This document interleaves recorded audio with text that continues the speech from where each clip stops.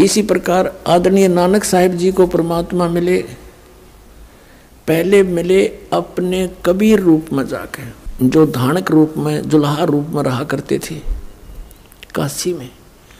और आदरणीय नानक साहिब जी उसमें सुल्तानपुर शहर के अंदर अपनी बहन नानकी के घर पे, यानी वहाँ रहा करते थे। और सुल्तानपुर के नवाब के यहाँ मोदी खाने में नौकरी करते थे, क्योंकि उनके बहनोई श्री जयराम भी वहीं पर एक ऊंच पद पर विराजमान थे, नवाब के पास ही। उन्हीं की शनाख्त पर उनको वहाँ नौकरी मिली थी। प्रतिदिन स्नान करने के लिए एक दो नौकर जाता था साथ में, श्री नानक साहिब जी जाते थे। बेई नदी सुल्तानपुर के साथ से ही बह रही है, वहाँ स्नान करने जाते थे। एक दिन परमात्मा कबीर देव जी जिंदा महात्मा के रूप में मिले और प्रश्न उत्तरी की कि मैं एक भटका हुआ प्राणी हूँ, परमात्मा की खोज में घूम रहा हूँ, आपके बारे में मैंने बहुत कुछ सुना है, आप बड़े महात्मा हो, बड़े अच्छे भक्त हो, मैं आपसे कुछ ज्ञान प्राप्ति करना चाहता हूँ। अब नानक साहिब जी ने जैसा भी उन्होंने ब्रजलाल पांडे से ज्ञान सुना था, बताने लगे कि विष्णु भगवान सर्वशक्तिमान है, यही तीन रूप धारण करके सारी स्थिति सृष्टि और संहार करते हैं, अजर व अमर हैं, इनकी जन्म मृत्यु नहीं होती। फिर बताया कि गीता जी का नित्य पाठ करना चाहिए, नित्य पाठ करने से जीव को बहुत लाभ होता है, परमात्मा प्राप्ति होती है। फिर परमात्मा ने पूछा कि आप मंत्र कौन से जाप करते हो? कि हरे कृष्ण कृष्ण कृष्ण हरे हरे, राम राम राधे श्याम सीताराम, राधे राधे श्याम मिला दे, और एक ओम मंत्र भी जाप करते हैं। अब परमात्मा ने प्रश्न किया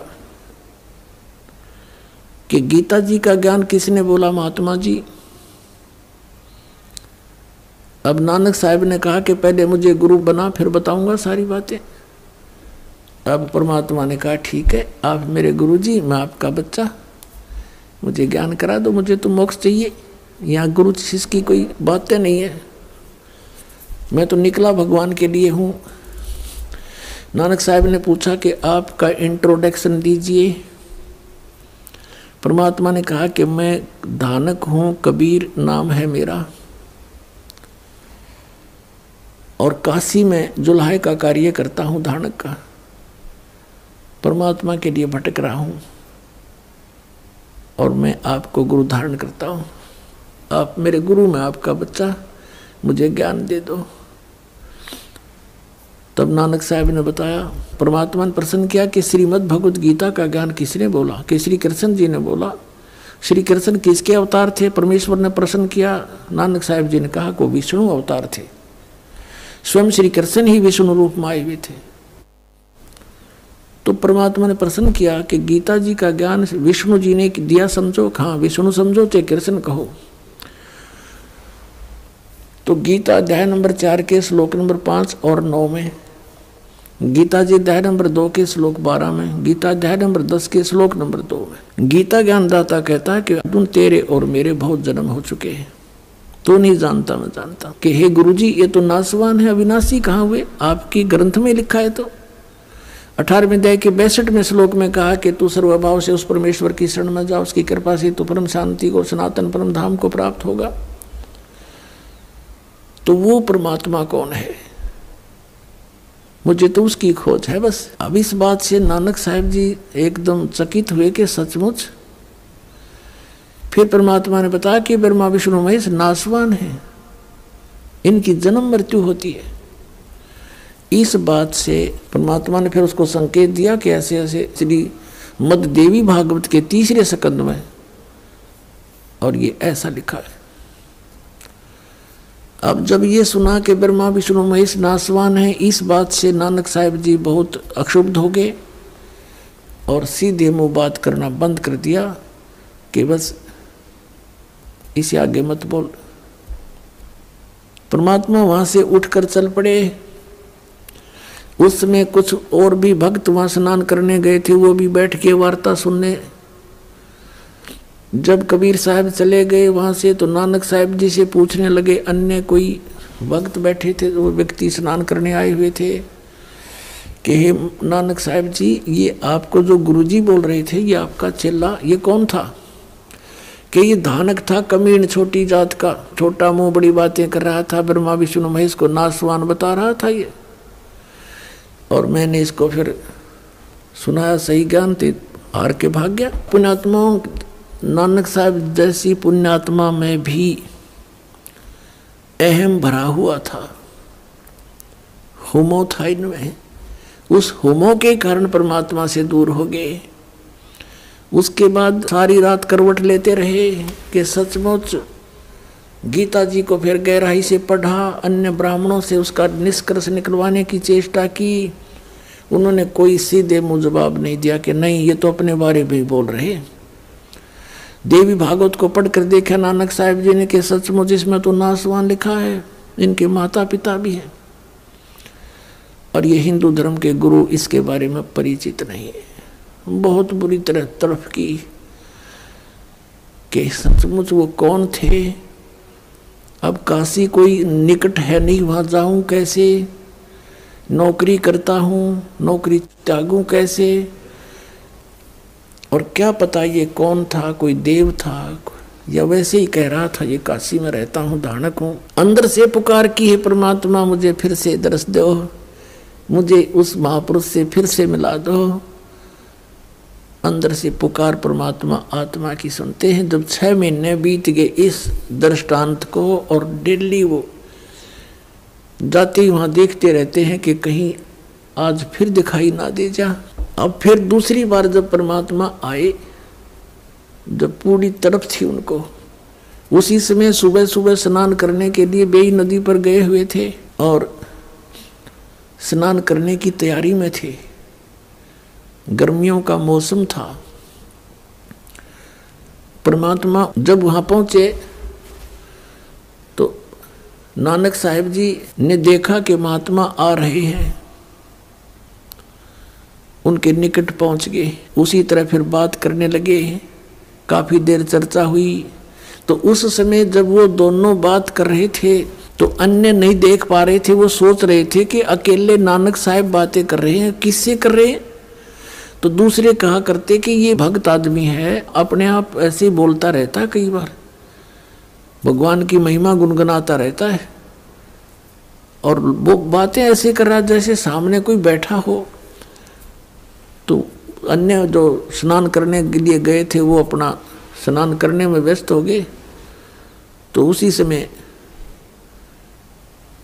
परमात्मा से नानक साहब जी ने कहा कि मैं इस दरिया में छुपूंगा, मुझे खोज देना। परमात्मा भी साधु रूप में, जिंदा के रूप में, और नानक साहब जी दरिया के अंदर छलांग लगा दी। तो परमात्मा ने अंदर से ही उनको अंतर्ध्यान किया दरिया से ही, और अब स्ट्रीम में ले गए। अब अन्य व्यक्तियों ने सोचा कि ये डूब गए, काफी देर बाहर नहीं निकले तो हाहाकार मच गई, नगर में शोर हो गया, गोताखोर आगे दूर तक जाल डालकर खोजा, कुछ नहीं मिला। सबने सोच लिया कि नानक साहब जी डूब गए। उधर से परमात्मा उनको लेकर के सचखंड गए, सतलोक में ले गए अपने स्थान पर। ऐसे ही धर्मदास जी को सतलोक लेकर गए थे, वापस छोड़ा था। ऊपर जब सचखंड के अंदर गए, सब ब्रह्मांडों की स्थिति से परिचित कराया। श्री ब्रह्मा, श्री विष्णु, श्री शिव जी के लोक दिखाए, 21 ब्रह्मांड, ये सब रास्ते दिखाए। फिर सचखंड में जब पहुंचे तो सचखंड में जब पहुंचे तो वहां परमात्मा अन्य रूप में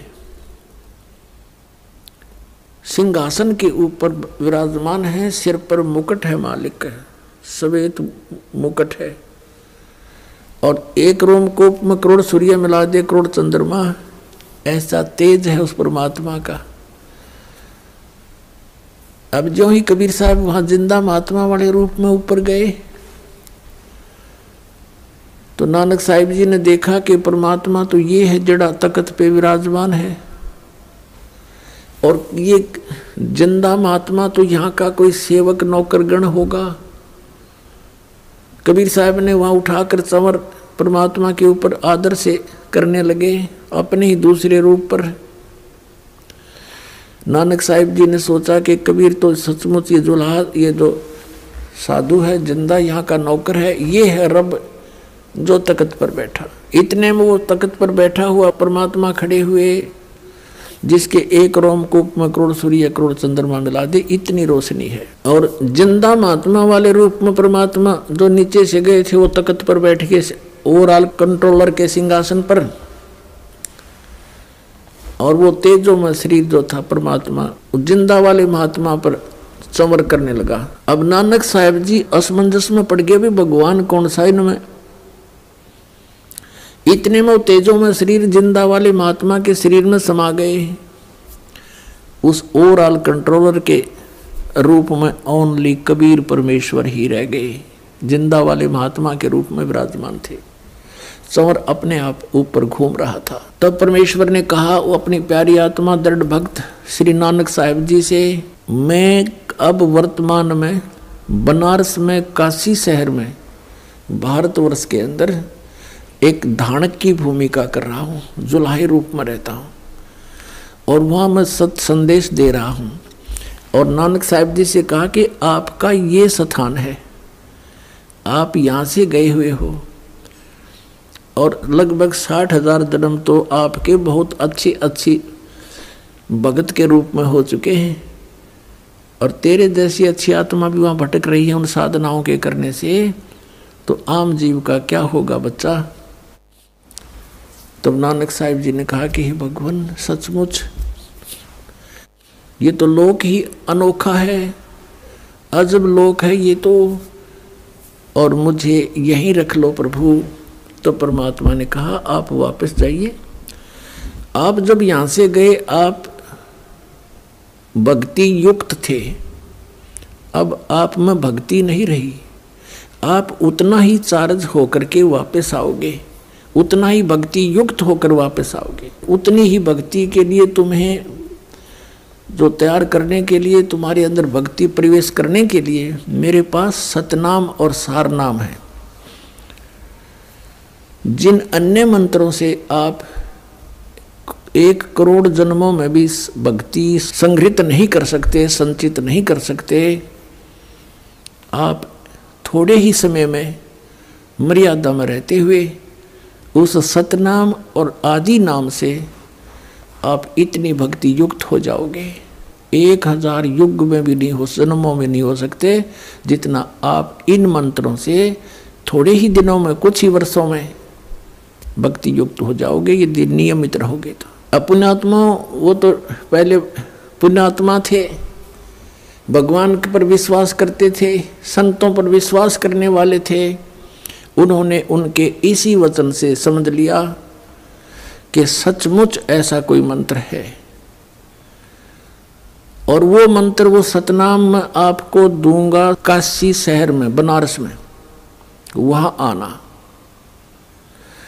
इस तरह फिर सारे ब्रह्मांड दिखाए, ब्रह्मा विष्णु महेश के लोक दिखाए। 3 दिन तक डिस्कस होती रही भगवान और उस प्यारी आत्मा की। तीसरे दिन उसी समय सुबह सुबह उस दरिया पर नानक साहिब जी को छोड़ दिया। शरीर में, शरीर कहीं छुपा रखा था।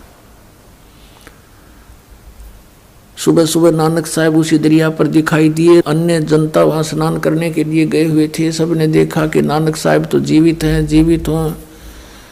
खुशी की लहर दौड़ गई, सारा नगर देखने को दौड़ गया। बहन को पता लग गया कि मेरा भाई जीवित है, नहीं तो बुरा हाल हो गया था, रो रो के दौड़े आए सब। उसी दिन से नौकरी भी त्याग दी नवाब की। और पुण्यात्मा नौकरी पर एक दिन गए थे, जाकर के सबको सौदा लेने आए ना, सबको देने लगे 1 2 3, 13 से आगे गिनना है भूल गए। 13 हे भगवान, यहाँ है नहीं कुछ भी, सब कुछ 13 करके सारा लुटा दिया खजाना। किसी ने शिकायत की नवाब को कि आपका खजाना आपके नौकर ने लुटा दिया, खाली कर दिया। और स्वयं वो वहाँ उस जिंदा वाला जैसे रूप में परमात्मा मिले थे वैसा ही चोला पहन के वेशभूषा बना के शमशान घाट पर जा बैठे। उधर से उस खजाने की जांच करवाई गई श्री जयराम जी की उपस्थिति में, जो श्री नानक साहिब जी के बहनोई थे, जिनके जमानत से, जिनकी शनाख्त से वो वहाँ नौकरी लगे थे। तो कहते हैं खजाने की जब जांच हुई तो 760 रुपये नानक साहिब जी के ही सरकार की तरफ एक्स्ट्रा प्राप्त हुए। उस नवाब ने अक्षमा याचना की और कहा बुला लो एक बार उनको, फिर से नौकरी ग्रहण कर लें। अब नानक साहिब जी ने वो सब पैसे वहीं छोड़ दिए और कहा मुझे नहीं चाहिए तेरी नौकरी, अब सच्ची सरकार की नौकरी करूंगा। कहने लगे मैं परमात्मा की खोज करूंगा, वो यही बनारस काशी में रहता, यही रहते हैं, पृथ्वी पर आए हुए हैं, मुझे मिले थे। कौन मिला था तुझे? कि मुझे सतपुरुष मिला था, सचखंड लेकर गया था और उसकी खोज करूंगा मैं, मुझे सतनाम प्राप्त करना है।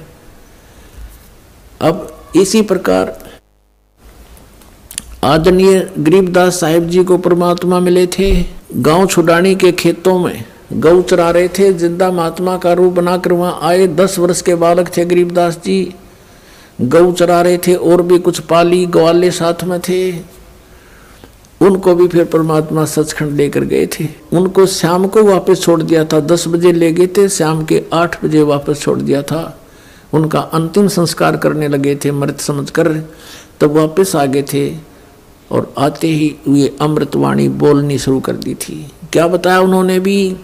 हम सुल्तानी नानक तारे दादों को उपदेश दिया, जात जुलाहा भेद न पाया वो काशी माहे कबीर हुआ। आदरणीय गरीबदास साहिब जी ने क्या कहा है कि झांकी वेख कबीर की, नानक की तीवा वह सिखों के गल पड़ी, इब कौन छुटावेता। कि झांकी वेख कबीर की, झांकी माने वो नज़ारा सचखंड का। जैसे आप 26 जनवरी पर देखते हो भारतवर्ष में झांकियाँ निकलती हैं, ये हरियाणा प्रांत की झांकी है, ये पंजाब प्रांत की झांकी है। इसमें ऐसा अपने अपने जो मॉडल बना करके प्रदर्शन किए जाते हैं। तो कहते हैं आदरणीय गरीबदास साहब जी कहते हैं झांकी वेख कबीर की, नानक की वाह वाहे गुरु वाहे गुरु वाहे, कि वाह गुरु तेरी, वाह तेरी। कि सतनाम बिना मोक्ष नहीं, सतनाम का हम आस पास भी नहीं।